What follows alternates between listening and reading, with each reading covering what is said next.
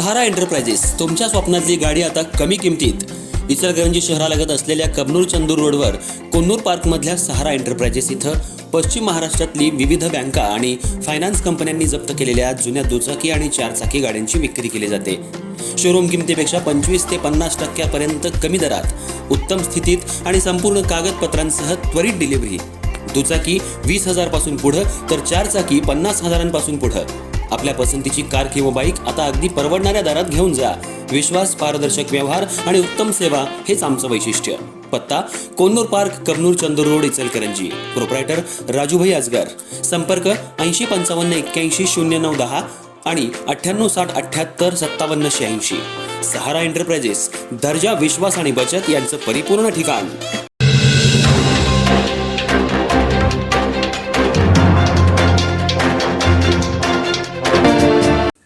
21 जून 2023 रोजी संध्याकाळच्या सुमाराला तुरुंग अधिकाऱ्यावर झालेल्या मारहाणीच्या घटनेनं परिसरात एकच खळबळ उडाली होती. कर्तव्य बजावत असताना कारागृह अधिकाऱ्यावर हल्ला झाल्यानं कायदा आणि सुव्यवस्थेचा प्रश्न निर्माण झाला होता. या घटनेनंतर संबंधित विभागानं तात्काळ दखल घेत सखोल तपास सुरू केला.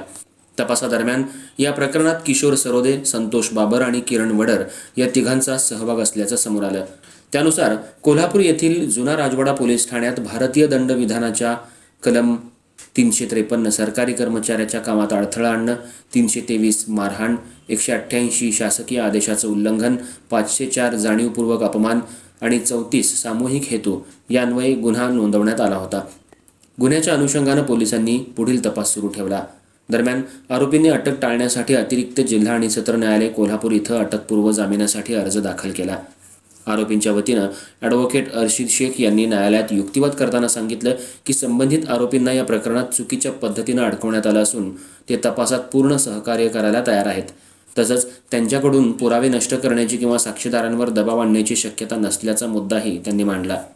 दोन्ही बाजूंचे युक्तिवाद ऐकून न्यायालयानं प्रकरणाचा बारकाईनं विचार केला. आरोपींच्या वकिलांनी मांडलेल्या मुद्द्यांना ग्राह्य धरत न्यायालयानं आरोपींना काही अटींसह अटकपूर्व जामीन मंजूर करण्याचा निर्णय दिला.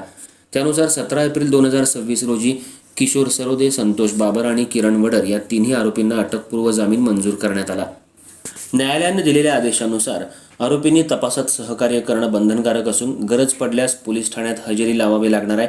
तसंच साक्षीदारांवर कोणताही दबाव आणू नये किंवा पुराव्यांमध्ये छेडछाड करू नये अशा अटीही न्यायालयानं घातल्या आहेत. या निर्णयामुळे संबंधित परिसरात पुन्हा एकदा या प्रकरणाची चर्चा सुरू झाली असून पुढील तपासाकडे सर्वांचं लक्ष लागून राहिलंय.